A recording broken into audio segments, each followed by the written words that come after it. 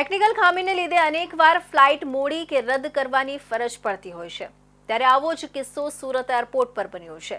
સુરતથી ગોવા જતી ફ્લાઇટમાં ટેકનિકલ સમસ્યા સર્જાતા મુસાફરો 8 કલાક સુધી એરપોર્ટ પર અટવાયા હતા। બાદમાં સુરતથી બેંગ્લોર જતી ફ્લાઇટમાં ગોવાના મુસાફરોને બેસી રવાના કરાયા હતા। સુરત એરપોર્ટ પર એર ઇન્ડિયા ફ્લાઇટમાં ટેકનિકલ ખામી સર્જાતા મુસાફરોએ હોબાળો મચાવ્યો હતો। ફ્લાઇટમાં ખામીને લીધે મુસાફરો 8 કલાક સુધી અટવાયા હતા। સુરત ઇન્ટરનેશનલ એરપોર્ટ ખાતે ફરી એકવાર ફ્લાઇટ કેન્સલ થવાના કારણે મુસાફરો દ્વારા હોબાળો મચાવવામાં આવ્યો હતો।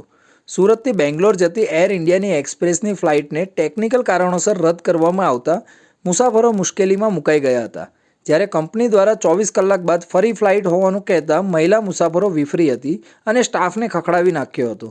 સુરતથી બેંગ્લોર જતી એર ઇન્ડિયા એક્સપ્રેસની ફ્લાઇટમાં ટેકનિકલ ખરાબીના કારણે અચાનક જ રદ કરી દેવામાં આવી હતી। સુરતથી બેંગ્લોર જનાર તમામ મુસાફરો સુરત એરપોર્ટ પર પહોંચી ગયા હતા અને બોર્ડિંગ પણ કરી લીધું હતું। ત્યારબાદ ફ્લાઇટ કેન્સલ કરવામાં આવી હોવાની જાણ થતાં તમામ મુશ્કેલીમાં મુકાઈ ગયા હતા। બેંગ્લોર જવા ઈચ્છતા તમામ મુસાફરો સ્ટાફ પાસે ધસી ગયા હતા અને ગમે તેમ કરીને તેમને બેંગ્લોર પહોંચાડવા માટેની માંગ કરી રહ્યા હતા। મુસાફરો દ્વારા રજૂઆત કરવામાં આવી હતી કે અમારે ઇમરજન્સી હોવાથી બેંગ્લોર પહોંચવું પડે તેમ છે, ત્યારે સ્ટાફ દ્વારા 24 કલાક બાદ બેંગ્લોરની ફ્લાઇટ હોવાનું કહેવામાં આવતા મહિલા મુસાફરો વિફરી હતી અને રીતસરના સ્ટાફને ખખડાવી નાખ્યા હતા। ત્યારબાદ મુસાફરો દ્વારા જ અન્ય ઓપ્શન આપવા માટેની રજૂઆત કરી હતી। જોકે એર ઇન્ડિયા એક્સપ્રેસની ફ્લાઇટ અવારનવાર રદ થતી હોવાથી મુસાફરોને મુશ્કેલીનો સામનો કરવો પડી રહ્યો છે। એર ઇન્ડિયા એક્સપ્રેસની VTKOC flight number IX2792 Bangalore Goa Surat કર્યું હતું, પણ તેમાં કોઈ ખામી સર્જાતા તે એરક્રાફ્ટ ફરી રિટર્ન નહીં થયું। તે હાલમાં પણ સુરતમાં જ છે।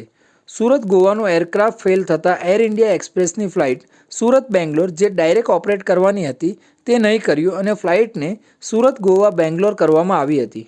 પછી એર ઇન્ડિયા એક્સપ્રેસની બીજી ફ્લાઇટ જે દિલ્હી સુરત આવીને જે સુરત બેંગ્લોર જાય છે તેને flight number IX2793 Surat Goa Bangalore રાત્રે 2 વાગે કરવામાં આવી હતી। આ એક જ ફ્લાઇટમાં દિલ્હીથી બેંગ્લોર વાયા સુરત સિંગલ PNR પેસેન્જર તેમજ સુરત ગોવા અને સુરત બેંગ્લોરના પેસેન્જરને લઈ જવામાં આવ્યા હતા।